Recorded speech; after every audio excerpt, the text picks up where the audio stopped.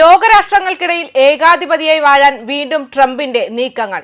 ഏതെങ്കിലും രണ്ട് രാഷ്ട്രങ്ങൾ തമ്മിൽ സംഘർഷം നടക്കുമ്പോൾ അതിന് മധ്യസ്ഥത വഹിക്കുന്നത് താനാണെന്ന് പറയുന്നതാണ് ട്രംപിന്റെ ഇപ്പോഴത്തെ രീതി.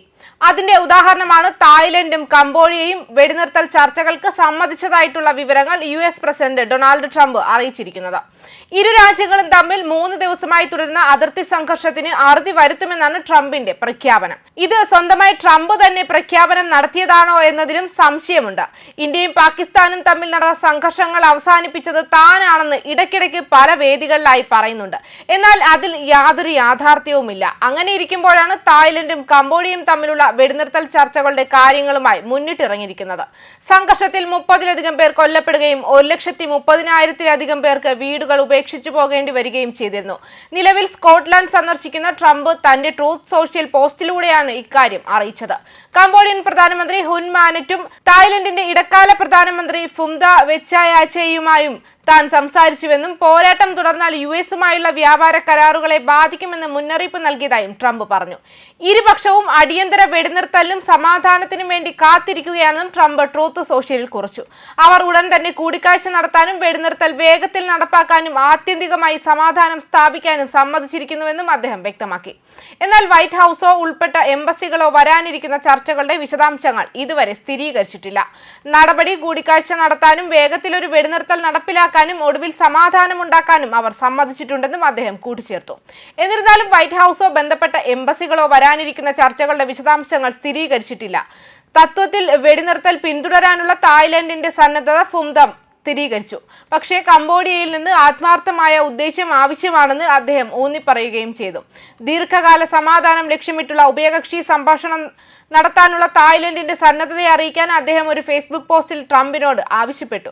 തെക്കുകിഴക്കൻ ഏഷ്യൻ രാജ്യങ്ങളായ ഇരു രാജ്യങ്ങളും തമ്മിലുള്ള ഒരു ദശാബ്ദത്തിലേറെ കാലത്തെ ഏറ്റവും കടുത്ത പോരാട്ടമാണ് സമീപകാല അക്രമം.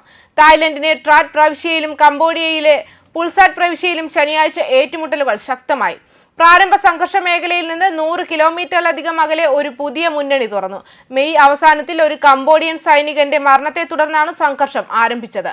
തർക്കത്തിലുള്ള 817 കിലോമീറ്റർ അതിർത്തിയിൽ പ്രതികാര നടപടികൾ ആരംഭിച്ചു. പുരാതന ക്ഷേത്രങ്ങളുടെ ഉടമസ്ഥാവകാശം, പ്രത്യേകിച്ച് യുനെസ്കോയുടെ പട്ടികയിൽ ഉൾപ്പെടുത്തിയിട്ടുള്ള പ്രീ വിഹാർ 1962-ലെ അന്താരാഷ്ട്ര നീതിന്യായ കോടതി വിധിയിൽ കംബോഡിയയ്ക്ക് നൽകി. ഈ തീരുമാനം തായ്ലൻഡ് ഒരിക്കലും പൂർണ്ണമായി അംഗീകരിച്ചിട്ടില്ല. ശനിയാഴ്ച വരെ തായ്ലൻഡ് 20 മരണങ്ങൾ റിപ്പോർട്ട് ചെയ്തു. 13 പേർ മരിച്ചതായി കംബോഡിയ പറഞ്ഞു. നിയമവിരുദ്ധമായ ആക്രമണവും സൈനിക നടപടികളും നടത്തിയതായി കംബോഡിയയുടെ പ്രതിരോധ മന്ത്രാലയം തായ്ലൻഡിനെ കുറ്റപ്പെടുത്തി. നടപടികളെ അപലപിക്കാൻ അന്താരാഷ്ട്ര സമൂഹത്തോട് ആവശ്യപ്പെട്ടു. മാത്രമല്ല, കംബോഡിയയും തായ്ലൻഡും തമ്മിലുള്ള നിലവിലെ സംഘർഷം അടുത്തിടെ നടന്ന ഇന്ത്യ പാക് സംഘർഷത്തെ ഓർമ്മിപ്പിക്കുന്നുവെന്ന് ട്രംപ് വ്യക്തമാക്കി. ഈ യുദ്ധത്തിൽ ധാരാളം ആളുകൾ കൊല്ലപ്പെടുന്നുണ്ട്. ഇത് പാകിസ്ഥാനും ഇന്ത്യയും തമ്മിലുള്ള സംഘർഷത്തെ ഓർമ്മിപ്പിക്കുന്നു. അത് വിജയകരമായി അവസാനിപ്പിച്ചു. കംബോഡിയൻ പ്രധാനമന്ത്രിയുമായി സംസാരിച്ച ശേഷം അദ്ദേഹം കൂട്ടിച്ചേർത്തു. ഈ വർഷം ഇന്ത്യയും പാകിസ്ഥാനും തമ്മിലുള്ള സംഘർഷം ലഘൂകരിക്കുന്നതിന് താൻ സഹായിച്ചതായി ട്രംപ് പലതവണ അവകാശപ്പെട്ടിരുന്നു. എന്നാൽ ഇന്ത്യ ഈ വാദം ശക്തമായി നിഷേധിക്കുകയാണ് ചെയ്തത്. മെയ് മാസത്തിൽ ജമ്മു കാശ്മീരിലെ പഹൽഗാമിൽ നടന്ന ഭീകരാക്രമണത്തിൽ 26 പേർ കൊല്ലപ്പെട്ടിരുന്നു. ഇതിന് തിരിച്ചടിയായി ഇന്ത്യ ഓപ്പറേഷൻ സിന്ധൂർ ആരംഭിച്ചതിന് പിന്നാലെയാണ് ഇന്ത്യ പാക് സംഘർഷം പൊട്ടിപ്പുറപ്പെട്ടത്. അതേസമയം ഉഭയകക്ഷി പരിഹാരത്തിനുള്ള മുൻഗണന തായ്ലൻഡ് ആവർത്തിച്ചു. ലാൻഡ് മൈൻ ഉപയോഗവും അതിർത്തി കടന്നുള്ള ആക്രമണവും കംബോഡിയ ആരോപിച്ചു. വർദ്ധിച്ചുവരുന്ന ആക്രമണങ്ങൾക്കിടെ തായ്ലൻഡുമായുള്ള സംഘർഷങ്ങൾ വർദ്ധിക്കുന്നതിനിടയിൽ അതിർത്തി പ്രദേശങ്ങൾ ഒഴിവാക്കാൻ ഇന്ത്യൻ പൗരന്മാരെ പ്രേരിപ്പിച്ചുകൊണ്ട് കംബോഡിയയിലെ ഇന്ത്യൻ എംബസി ശനിയാഴ്ച ഒരു യാത്രാ ഉപദേശം പുറപ്പെടുവിച്ചു. വെള്ളിയാഴ്ച നടന്ന UN സുരക്ഷാ കൗൺസിൽ സമ്മേളനത്തിൽ കംബോഡിയൻ ആക്രമണത്തിലേക്ക് തായ് ഉദ്യോഗസ്ഥർ അന്താരാഷ്ട്ര ശ്രദ്ധ ക്ഷണിച്ചു. ന്യൂസ് ഡെസ്ക് കർമ്മ ന്യൂസ്.